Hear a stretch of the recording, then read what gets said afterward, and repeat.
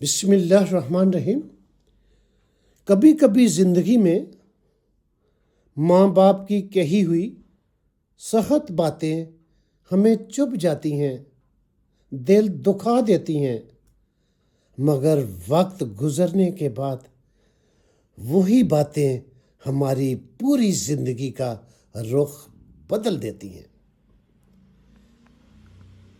ये कहानी है एक ऐसे लड़के की जिसकी उम्र तो ज़्यादा नहीं थी, मगर ख्वाब बहुत बड़े थे। पढ़ाई मुकम्मल हो चुकी थी, लेकिन नौकरी कहीं नज़र नहीं आ रही थी। दिन ऐसे गुजर रहे थे जैसे रेत के जर्रे मुट्ठी से फिसलते जा रहे हों। घर का माहौल बोझल था। माँ खामोश रहती थी और पापा के चेहरे पर हर दिन फिक्र की लकीरें और गहरी होती जा रही थीं। एक दिन लड़का फिर बिना किसी काम के घर में बैठा हुआ था। पापा का सब्र जवाब दे गया। गुस्से में उन्होंने लड़के की तरफ इशारा करते हुए कहा, जब तक अपने पैरों पर खड़ा नहीं हो जाता, इस घर में दोबारा कदम मत रखना। वो लम्हा ऐसा था जैसे दिल पर किसी ने वजनी पत्थर रख दिया हो।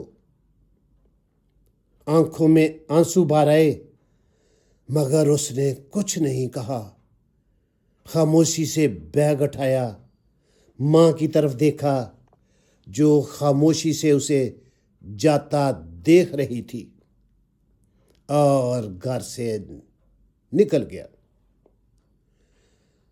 उसी लम्हे उसने दिल में तहैया कर लिया, अब लौटूंगा तो ऐसा बनकर कि पापा फख्र से कहें, ये मेरा बेटा है। दिन गुजरते गए।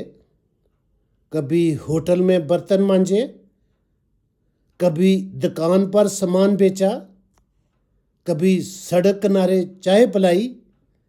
भूख, प्यास, धूप, बारिश सब कुछ बर्दाश्त किया, मगर मेहनत से पीछे नहीं हटा।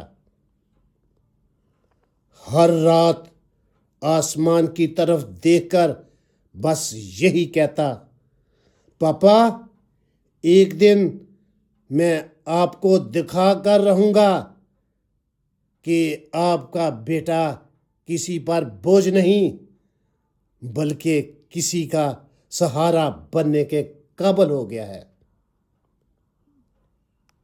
कुछ साल गुजरे, मेहनत रंग लाई, और वह बेबस नौजवान नहीं रहा था, बल्कि एक कामयाब और बाइज्जत इंसान बन चुका था। जेब में पैसे थे, मगर दिल में एक अधूरापन था। वो पापा के गले लगकर कहना चाहता था, पापा, मैंने आपके एतमाद को टूटने नहीं दिया। आपने जो सोचा था, मैं इससे बढ़कर बनने की कोशिश की है। एक दिन उसने फैसला किया, अब घर लौटने का वक्त आ गया है। दरवाजे पर पहुंचा तो दिल जोर जोर से धड़क रहा था। कांपते हाथों से दरवाजा खटखटाया। दरवाजा खुला। माँ सामने खड़ी थी। वही चेहरा, बस झुर्रियों में वक्त की कहानियां दर्ज थी।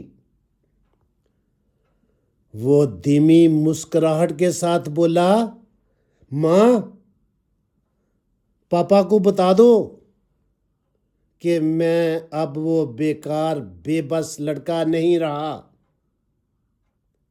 जिसके लिए वो अक्सर फिक्रमंद रहा करते थे।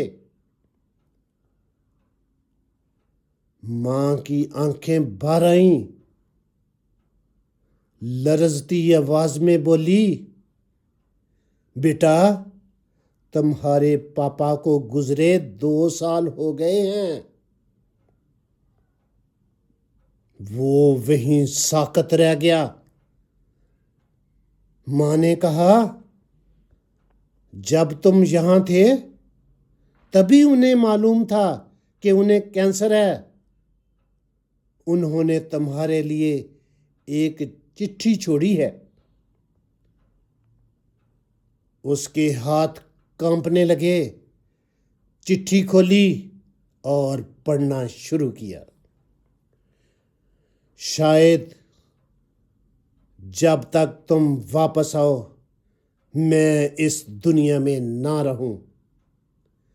मैंने तुम्हें घर से निकाला क्योंकि मैं नहीं चाहता था कि मेरे बाद तुम किसी के रहमो करम पर रहो।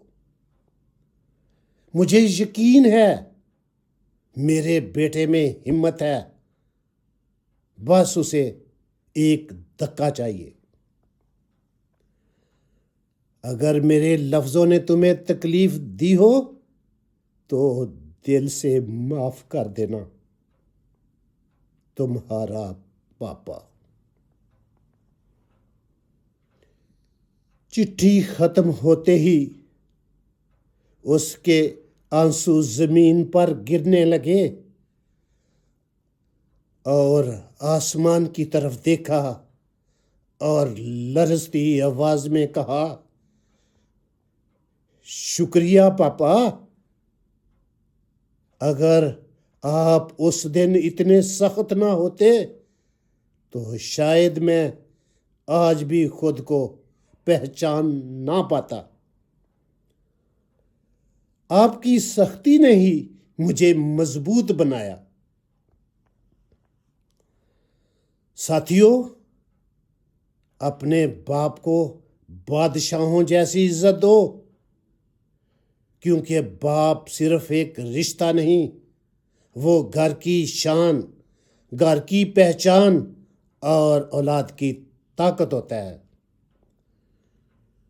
बाप की सख्ती दरअसल उसकी दूर अंदेशी होती है। वो हमें टूटते देखने के लिए नहीं सख्त होता, बल्कि दुनिया के सामने फख्र से खड़ा करने के लिए हमें मजबूत बनाता है। बाप की सख्ती को नफरत मत समझो। अक्सर वही सख्ती औलाद की तकदीर बदल देती है। ऐ सोने अल्लाह, हमें अपने बाप की कदर करने की तौफीक अता फरमा। उनकी सख्ती में छुपी रहमत समझने वाला बना। उनकी मौजूदगी में उनकी इज्जत और जुदाई के बाद उनकी याद को इबादत बना दे। आमीन या रब्बुल आलमीन।